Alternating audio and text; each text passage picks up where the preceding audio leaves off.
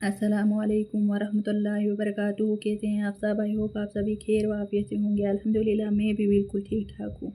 अल्लाह सुब्हान व तआला से दुआ है कि आप अपने प्यारे महबूब हज़रत मोहम्मद सल्लल्लाहु अलैहि वसल्लम के सदक़े में जितने लोग बीमार हैं या परेशान हैं तो इनको अपने करम से माफ़ फरमा और इनकी बीमारी और परेशानी दूर फरमा। आमीन या रब्बुल आलमीन।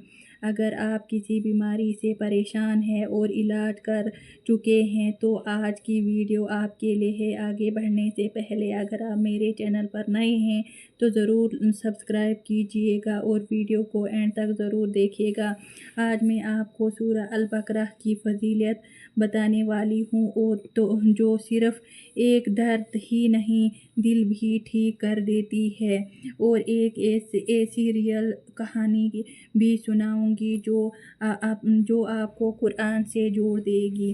कुरान का वाज़िह इरशाद, और हम कुरान में वो चीज़ नाजिल करते हैं जो मोमिन के लिए शिफा और रहमत है। सूरह अल इसरा आयत नंबर 82। रसूल सल्लल्लाहु अलैहि वसल्लम ने फरमाया, शैतान उस घर से भाग जाते हैं जहाँ सूरह अल बकरा पढ़ी जाती है। ये कुरान की सबसे बड़ी सूरह है।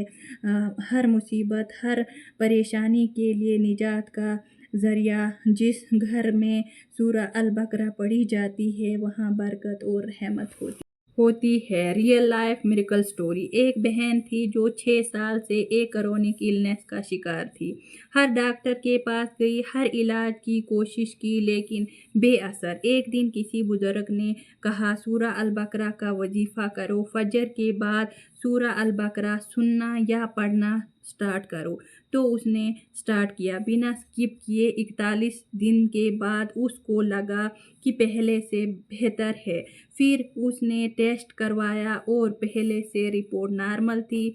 उसने कहा, डॉक्टर ने दवा दी लेकिन कुरान ने मुझे ज़िंदा किया।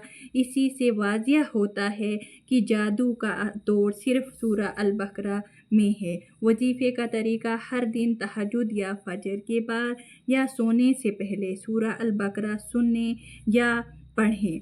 दिल से नियत करें शिफा की। कम से कम 21 या 41 दिन तक लगातार वजीफ़ा करें। हर दिन या शाफी या काफ़ी का जिक्र भी ज़रूर कीजिएगा। क्या आपने भी कभी दिल से सूरह अल बकरा का वजीफ़ा किया है और आपको भी फ़ायदा मिला है? अपना तजुर्बा कमेंट्स में ज़रूर शेयर करिएगा और शाफ़िया शिफा को सब्सक्राइब कीजिएगा। जज़ाकुमुल्लाहु खैरन कसीरा।